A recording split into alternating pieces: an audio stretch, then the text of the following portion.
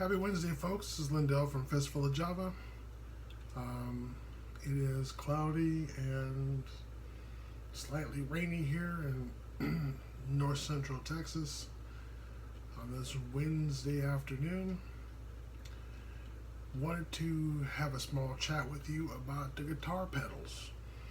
A friend of mine were talking about some pedals, and I realized I haven't even pulled mine out of the closet in probably a few years, so wanted to go over which ones I have and why I like them, those particular pedals, and give you some prices or thereabout prices as best I can remember them. So let me grab my box of pedals.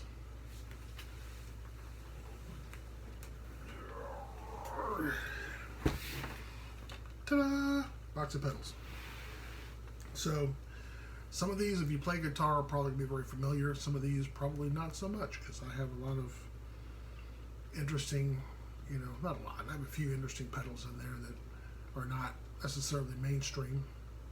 So let's start with one that most guitar players actually know, and that is a Rat.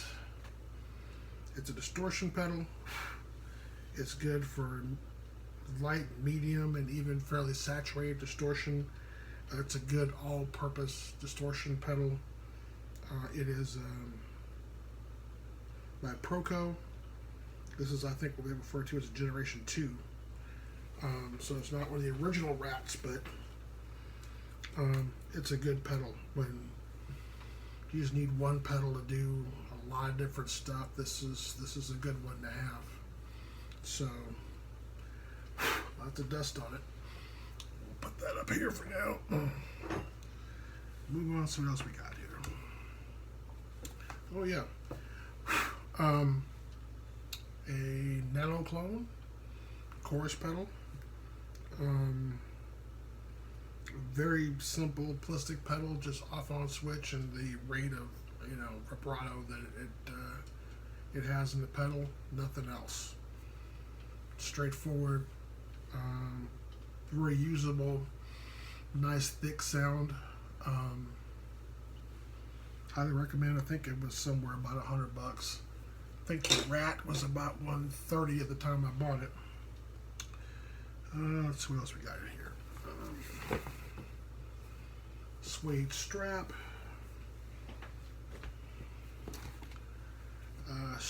Strap by a company called Locket, which has got the thing you put your strap thing in there, and it will actually clamp onto the guitar. A friend of mine used to be associated with this company. They had a parting of ways, so I got the one, and that's it. So I don't know if they're still around or not. Hopefully so. It was a good idea. Let's see what else we got here.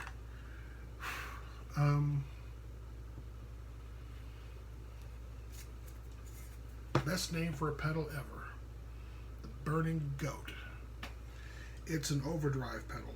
It's a very good overdrive pedal by Greer Amps. It's like the Rat. It's just one of those good all-purpose overdrives. It's more overdrive than distortion. It's a good light to mid-range E, just to give it some hair on it, on the tone. For guitar players, y'all know what that means. For non-guitar players, it's hard to describe. It's a fuzzy type of sound that's yeah. That's the best I can do with that. So I think it was about $200. So we'll put that over there. Okay. Again, lots of dust. This is a Electro Tuner. It's a very usable tuner. It doesn't have a bypass, but it has like the digital needle that it's perfect. It fits right in particular.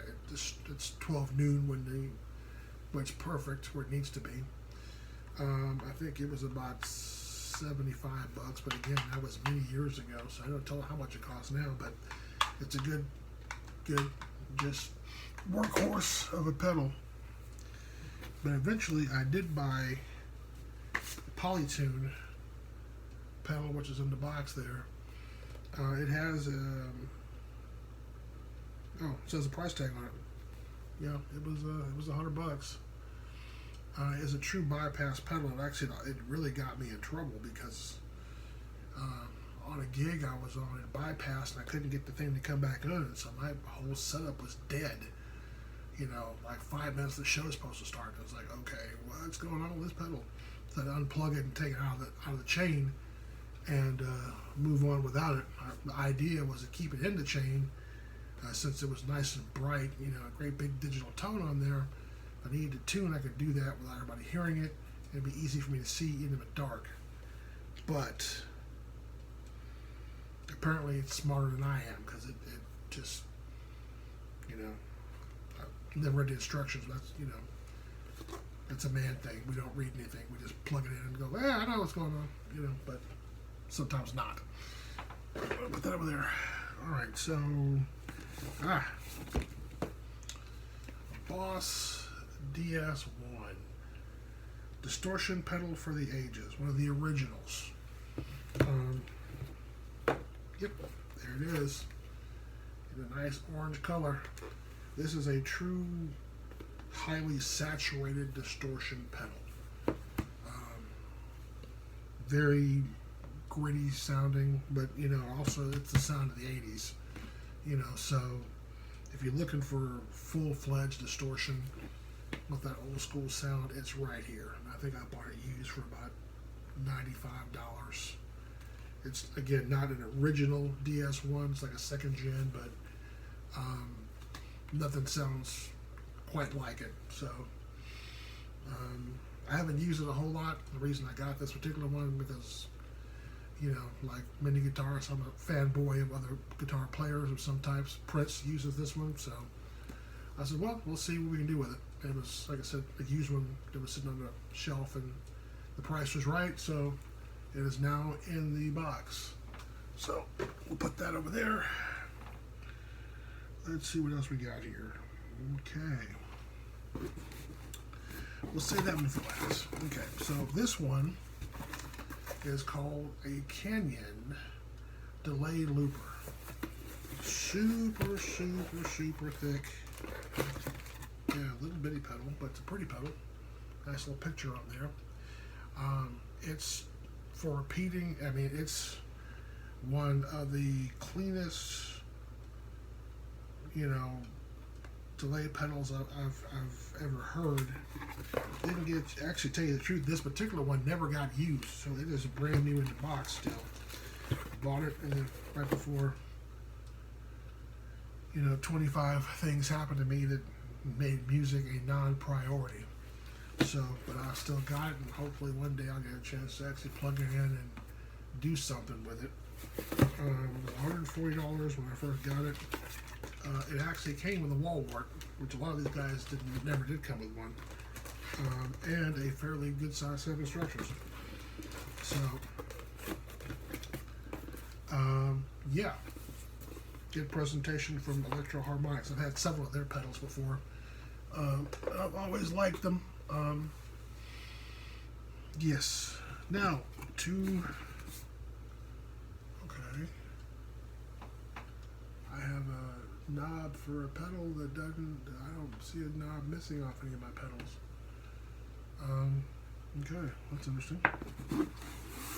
All right. The original Gravity Wah pedal by Dunlap. For those who've never seen a wah at all, looks like a gas pedal or a brake pedal.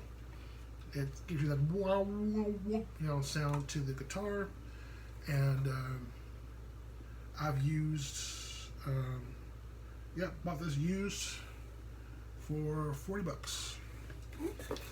I've used Dunlap and I've used Vox.